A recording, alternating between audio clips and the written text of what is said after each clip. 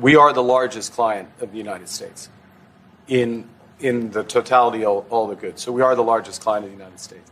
We have a tremendous auto sector between the two of us, and the changes that made have been helpful. 50% of a car that comes from Canada is American. That's not like anywhere else in the world. And to your question about is there one thing? No, this is a bigger discussion. There are much bigger forces involved, and this will take some time and some discussions, and that's why we're here, to have those discussions, and that is represented by who's sitting around the table. See, the conflict is, and this is very friendly. We're not. This is not going to be like we had another little blow up with somebody else. That was a much different. This is a very friendly conversation, but we want to make our own cars. We don't really want cars from Canada, and we put tariffs on cars from Canada, and at a certain point, it won't make economic sense for Canada to build those cars. And we don't want steel from Canada because we're making our own steel, and we're having massive steel plants being built right now as we speak.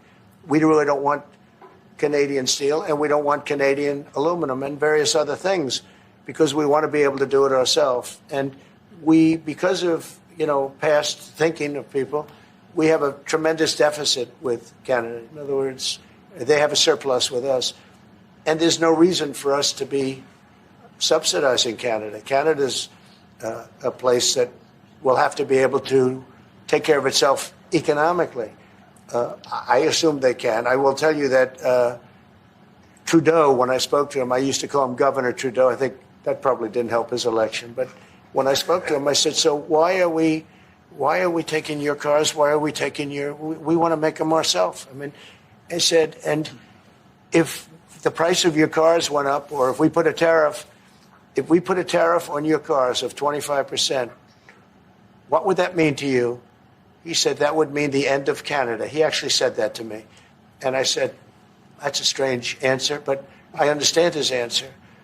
But no, it's hard to justify subsidizing Canada to the tune of maybe $200 billion a year. We protect Canada militarily, and we always will. We're going to, that's not a money thing. But we always will. But, it's not fair. But why are we subsidizing Canada $200 billion a year, or whatever the number might be? It's a very substantial number. And it's hard for the American taxpayer to say, gee whiz, we love doing that.